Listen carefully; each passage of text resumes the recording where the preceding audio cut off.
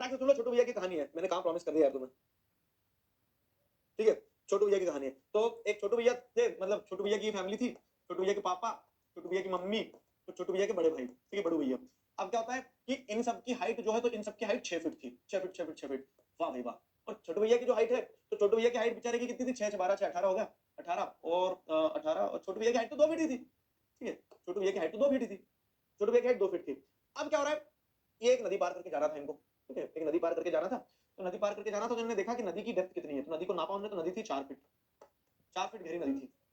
उन्होंने बोला अपन निकल पाएंगे कि नहीं निकल पाएंगे, नहीं निकल पाएंगे कि नहीं निकल पाएंगे, तो उन्होंने बोला अपन एवरेज निकालते हैं कि हाइट कितनी है, तो उन्होंने अपनी हाइट जोड़ी, तो 6 फीट 6 फीट 6 फीट, और छोटू भैया की हाइट थी कितनी, 2 फीट, सारा जोड़ने पे 20 फीट आई। अब वो 4 लोग थे, तो उन्होंने डिवाइड करा, 20 डिवाइडेड बाय 4, तो उनकी हाइट एवरेज आ गया 5।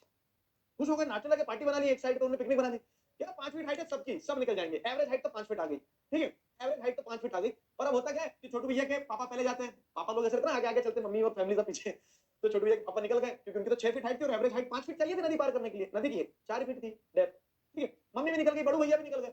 बड़ू भैया इतना बदमाश था कि बड़ू भैया ने एक बार पीछे मुड़ के भी देखा कि छोटू आ रहा है कि नहीं आ रहा है, तो छोटू ने सोचा कि अब मेरे घर वाले सब पढ़े लिखे हैं, तो ये भी 5 फीट एवरेज हाइट आ रही है और नदी तो 4 फीट की है, मैं निकल जाऊंगा। छोटू भैया अंदर आया, छोटू भैया बह गए, ठीक है। तो रेस्ट इन पीस हो गए छोटू भैया, समझ में आया?